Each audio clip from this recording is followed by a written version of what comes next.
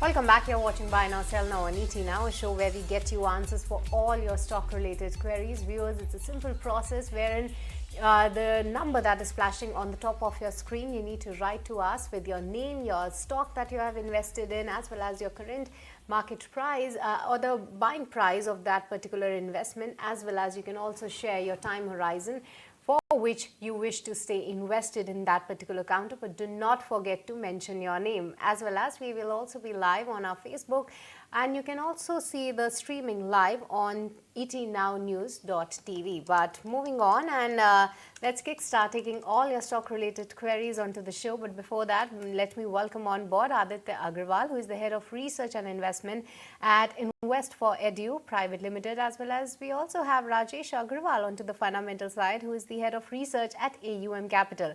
A very good morning, and thank you so much for joining us today on ET Now.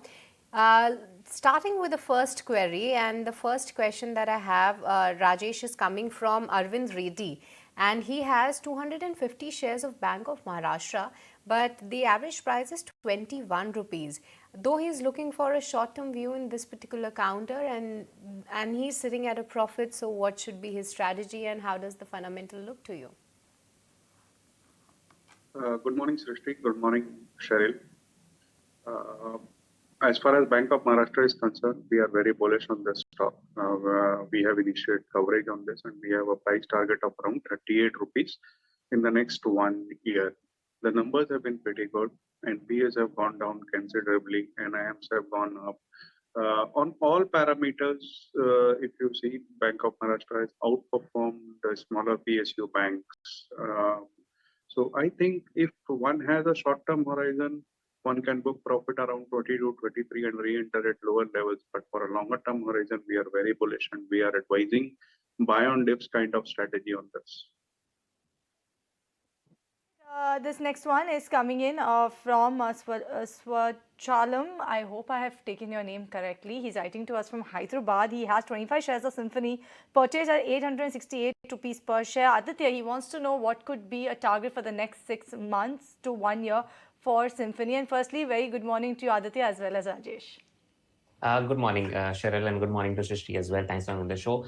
Stock off late hasn't done well, Giselle, to be honest, because Symphony is usually one of those stocks which tends to outperform during summertime. And this summer, unfortunately, stock hasn't done much for itself. In fact, stock has down significantly in last few months. Heading to very important support levels of 810 on the downside. So I would strongly recommend the gentleman to keep a stop loss at 810 because below that I see a massive breakdown in the stock. On the upside, if I talk about the targets, at the moment looks difficult for the stock to breach levels of 870, 880 on the upside. But once it does so, then maybe I would relook at the stock and maybe come with a higher target price. At the moment, stock is sitting sideways and looks very weak on the charts. So I would strongly urge to keep a stop loss at 810 on the downside. All right, for all of our viewers who's wondering who is Giselle that Aditya thanked, Giselle is a very crucial part of our show. She helps fix all the important managements for our show. So yes, Aditya, I'll convey to Giselle who's on leave. I'm sorry.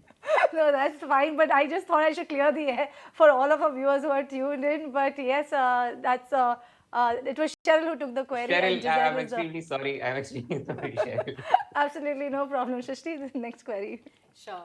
Moving ahead with the next query, and the next question, Aditya, once again coming to you because it's from Venkat Rao, and he's looking for advice on 2 counters. Firstly is GMM Fodler as well as RVNL.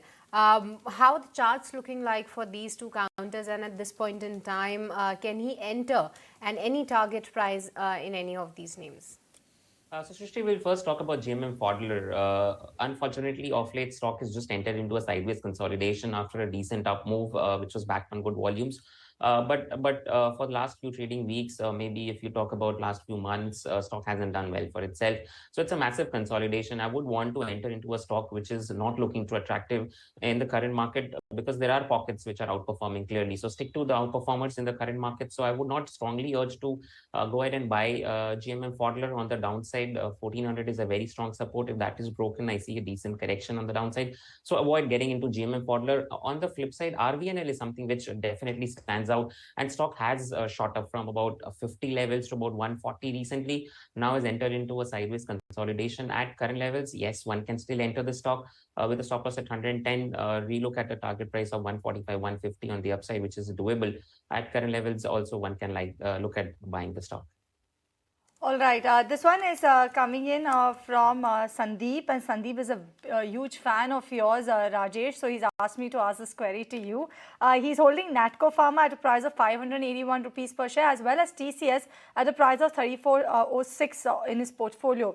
What's the take for the next 2 years for both of these counters? How does Natco as well as TCS look to you fundamentally? I think both are long-term good bets. As far as TCS is concerned, the numbers have been bad this quarter, but going forward, we think this is again going to perform considering the kind of order book they have, the kind of reach they have in the Western countries. So one can add on depths the stock, and other one is Natco. I think that's doing very well, especially on the oncology side. And that's going to give good returns in the next 2 years or so. A target of 800 rupees can be kept in Natco for a medium to longer term horizon. So that's the outlook on Natco. But for this viewers, it's once again time to slip into a short break. But don't go anywhere. We'll be right back. Welcome back. You're watching Buy Now, Sell Now on ET Now. And continuing with your stock-related queries, the next question that I have, Rajesh is coming from Satya Veni from Vishakhapatnam. He's a long-term investor and currently holding Tech Mahindra 100 shares from a price of 1,587 rupees. Sitting at a loss right now. So is this a good time to average this particular counter? See, at this point of time, I won't recommend averaging it because you have better opportunities in the market. And as I just pointed out, that go with the counters which are performing rather than putting your money in underperforming counters. Hold on to your existing position, and when things start moving, you can add. As far as fundamentals are concerned, I think it's a hold because we have seen after the bad performance of the top tier IT companies, the entire pack got a correction. So I think it's just a matter of time when it starts moving. Although the numbers from the telecom side has been poor in Tech Mahindra's case, but it's just a matter of time. Maybe 1,000 odd rupees would be a better level to enter. This next one is coming in from Vinay, writing to us from Mumbai. And Aditya, he has 1,000 shares of Edelweiss Financial, purchase of 50 rupees per share. Should he stay put with this holding, or what should his strategy be? Because you know there is some corporate action taking place as well when it comes to restructuring. Shall I believe we should stay put in his holding at the moment, maybe with the stop loss at 65 on the downside, a decent up move, at least the levels of 72, 76 is on cards. I don't see a big run up in the stock, hasn't done so in the past as well. So maybe till 72, 76 is what he can look at from current levels. Rajesh, coming to you for the next one. This question is from Vishweshwar Rao from Telangana, and he's holding 100 shares of Gabriel India from a price of 144. Can he continue holding this counter for a next couple of years, or is this a good time to book profits? See, couple of years is a quite a difficult call to take in this counter because a lot of things might change and it's a mid-cap company. But yes, Auto Ancillary is doing very well. And a target of 200 can be kept in this stock for the next 1 quarter or so. So around 190, 200 levels, one can book profit. This one is coming in from Parvinder Singh from Noida, wants to buy Uno Minda or Mahindra & Mahindra for a period of 6 to 8 months. Which one do you think is the best one? What's your take on this, Aditya? One is Auto Ank name, one is pure auto play, a big one that is a matter of fact, a large cap company versus mid cap company. Which one do you think? It's a difficult call, like you pointed out, mid cap versus a large cap company. But I would stick my neck out and I would say go ahead and buy Uno Minda because clearly I see decent up move still pending in that stock, entering into a good consolidation after a good up move. We call it a flag pattern following a pole. So once it breaks out of that flag, which is currently at 575, 580, I see a big up move coming in this stock. So go ahead, buy Uno Minda, maybe with a stop loss at 550, 545 on the downside. It offers a good risk to reward. On the upside, stock can easily test levels of 660, 700 on the upside. On the flip side, Mahindra has done its bit. I believe there will be more of consolidation in the stock going ahead rather than a clear up move from current levels. Okay, Aditya, once again coming to you because the next question is from the FNO space. Karthik Raja wants to know, is this a good time to buy futures of REC Limited?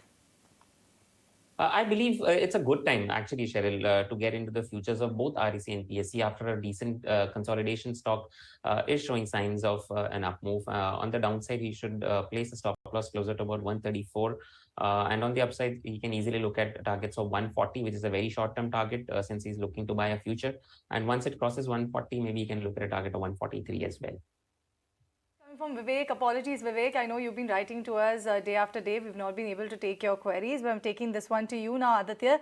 Mastech is the counter. He's already bought it at 2,100 rupees per share, holding since a year. He wants to know what's the if he should exit the stock, and if yes, then at what price should he look to exit the stock? And after exiting, should he look at KPIT Tech instead? I don't think so. You should exit the stock at current levels because stock has now started to trade above its 200, 100. All major DMAs now, Cheryl, after a period of almost 1 year.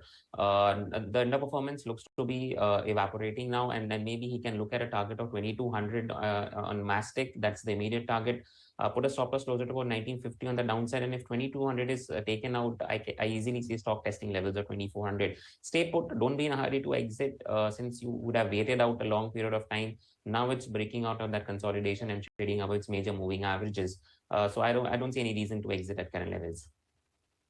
Rajesh, coming to you for the next one. Harpreet from Missouri has written to us, and she's holding shares of Chambal Fertilizers from a price of 404, currently facing losses. What should she do, or should she wait for some more time in order to recover the same? Any advice on averaging out, or rather she should book losses? See, averaging is not recommended at this point of time, and you can continue to hold for a target of 330, 340 odd rupees. If new money somebody wants to put in fertilizer or a chemical space, I think the best bet would be GSFC or a GNFC, which are trading at a huge discounts to its valuations. The numbers have been good. Valuations are trading at a 4-5p. They dole out good dividends. I think these are better bets when compared to Chambal. This next one that I have is coming in from Vikram Babu. He's writing to us from Bangalore, and he wants to know good stocks to invest in for a period of 1 to 2 years to get good returns, and his good return is approximately 30%. And he has a good lump sum that he will look to invest in the stock market. Who should I take this tough question to, Aditya or Rajesh? 30% returns in the next 1 to 2 years. Rajesh, let me take this one to you. I can see you already chuckling. Had it been at least a year ago or so, if ITC would have made the cut, isn't it? See, ITC has gone up by almost 200%. I would say we were started recommending around 140, 160 odd rupees. So anyways, that's a history now. So going forward, I think if somebody is looking for a large cap space with lower risk, although the returns might be low, one can go ahead with Reliance, ITC once again, or a HDFC Bank. But in the mid cap space, I would recommend Poonawalla Finance, IRCTC, BSC, or even LIC for that matter. I can't guarantee you 30% return or something like that, but still they are better bets for a longer term horizon. Okay, that's the outlook on LIC, but let's shift focus to some of the earnings and focusing on Karnataka Bank now, because this time around the company has reported a good set with a jump of almost 171% onto their profits on a YOY basis. Let's try to find out what is the outlook going ahead when it comes to the number growth, and to talk more on that, we have Shekhar Rao, who is the Executive Director and Interim MD and CEO of Karnataka Bank. Hi, very good morning, Shekhar. Thank you so much for joining us today on ET Now. Firstly, congratulations on a good set of numbers. But looking at your internals, this time if we see, then the bank's loan growth was quite lower than when we compare that with the larger sector or some of your larger peers. So what's holding the loan growth back for you? Yeah, firstly, thank you for your compliments. Yeah, we have indeed declared fairly encouraging results. In fact, it is ahead of our peers. Also, on your specific question on the loan growth, if you see our Q3 results, we were tracking along at a 12% growth in our asset book. In Q4, we faced this difficult decision of whether to continue this momentum or retire some low-yielding advances, which were at rates below the GSEC rates.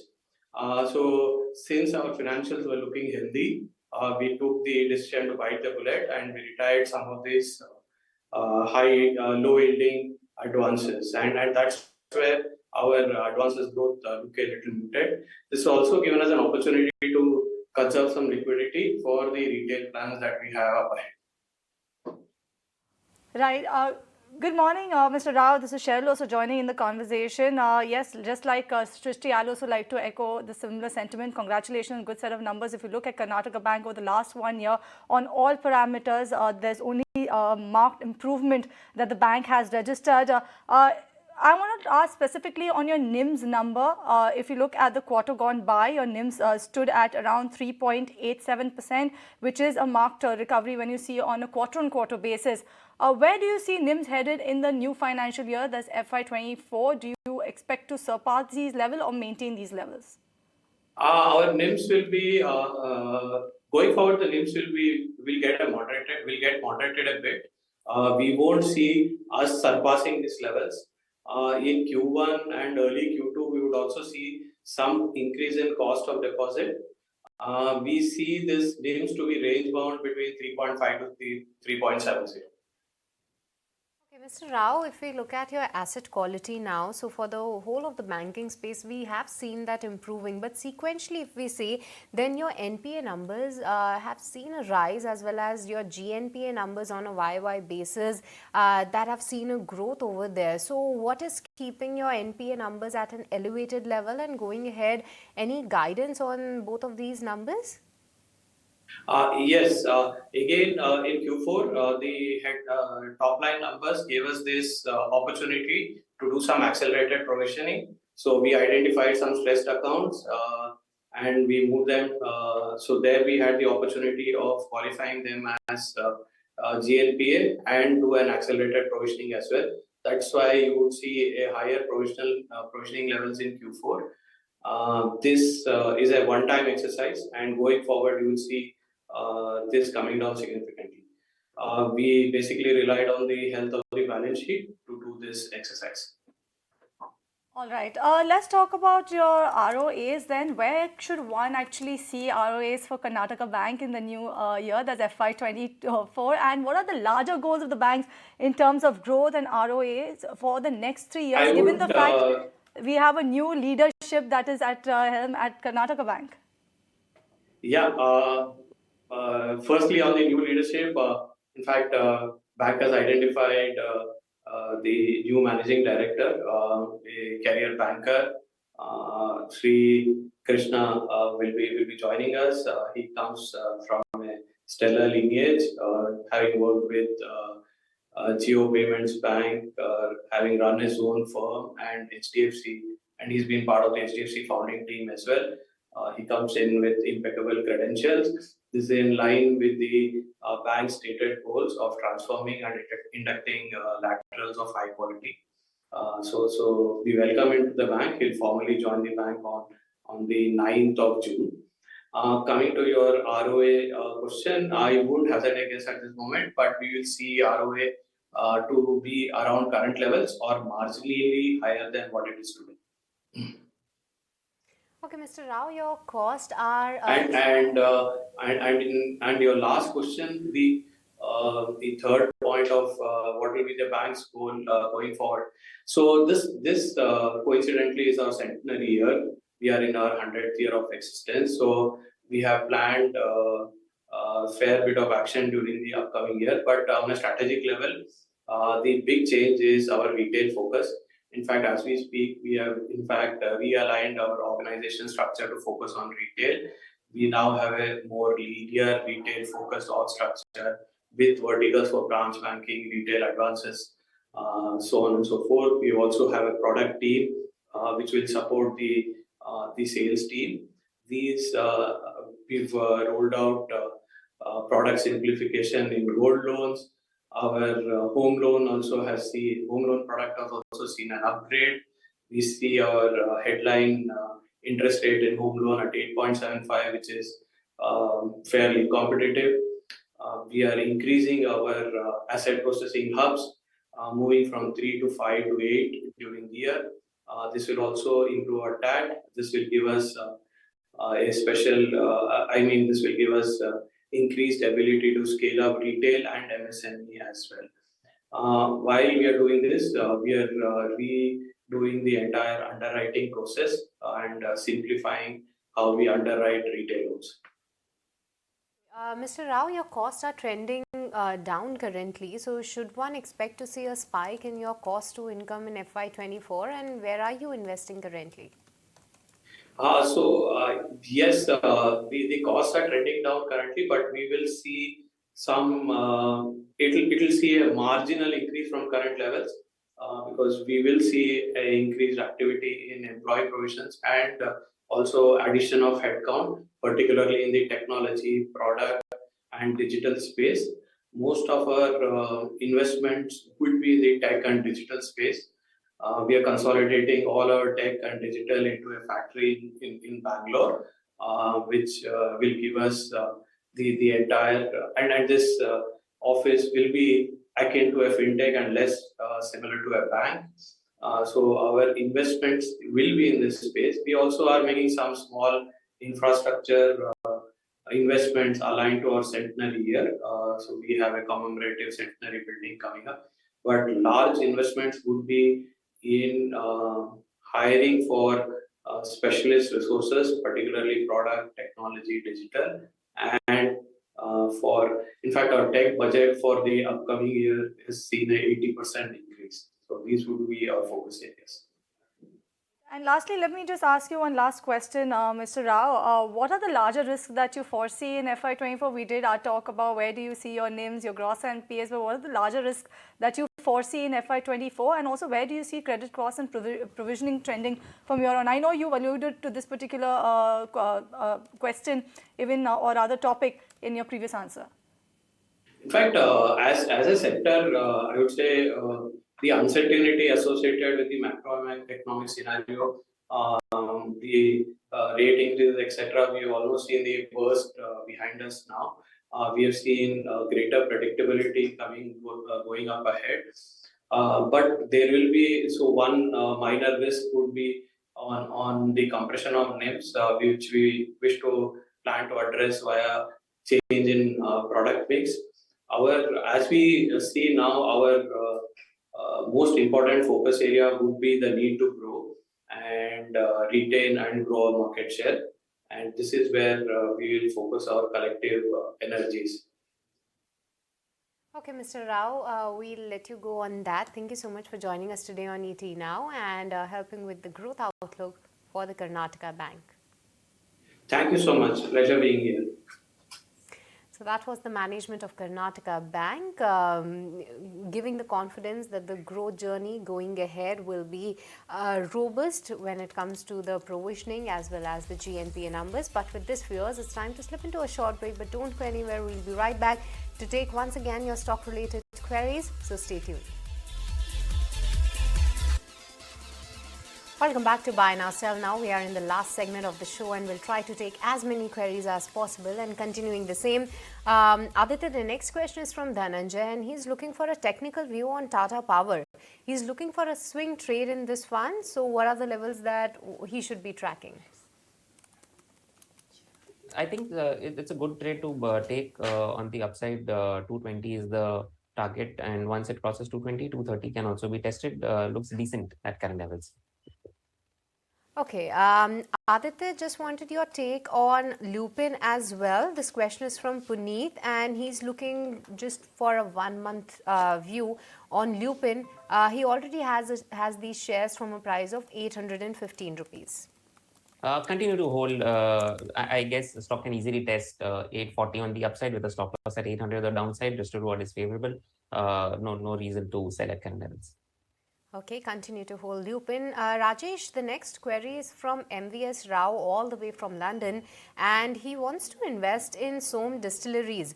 What is your advice and any price where he can enter at? See, it has run up quite a lot. I think it's not a good idea to invest at this point of time, although trading positions can be taken. A better bet would be better names in the breweries segment. You can have a look at United Breweries or McDowell, or even if the entire FMCG space, as I previously said, ITC would be a better bet. What's the outlook on NoSil? Padma Siv Rao from Bangalore is looking for a fresh buy in this one. Would you advise the same? Is it for me, Srishti? No, Rajesh, this question is for you. Yeah, one can go ahead and buy NoSil. The rubber chemical business is doing very well. I think after the correction, the valuations are also good. One can buy this for a target of 245 to 50 odd rupees in the next 2 quarters. Okay, Rajesh, what's the outlook on Vinity Organics? Pawan from Hyderabad has bought 44 shares from a price of 1928 rupees. What is the medium-term outlook? Should he continue to hold on or sell after the subpar Q4 numbers of the company? After a long bad spell of the chemical sector from the last 1 year or so, I think things have started looking good. One can continue to hold, and if by any chance it falls to around 1700, 1650 odd levels, one can even add. Okay, Aditya, the next question is from Vivek, and he's holding Mastech. His buy price is 2100 now, holding since a year. Any exit price, or will that be a good strategy to now make a shift to KPIT since he's still at a loss? No, I would continue to hold. Srishti, we addressed this query. 2200 would be the target. Once it crosses 2200, 2400 is the next target. Okay, but with this, viewers, it's time's up on buy now, sell now. Due to the so many managements onto the show, we could not take many queries onto the show, but we will try to take as many as possible going ahead. But with this, Rajesh and Aditya, thank you so much for joining us today on ET Now and helping all our viewers with our stock-related queries. It's a goodbye from me and Cheryl and the entire team who put this show together. But don't go anywhere. Markets at noon will take the action ahead.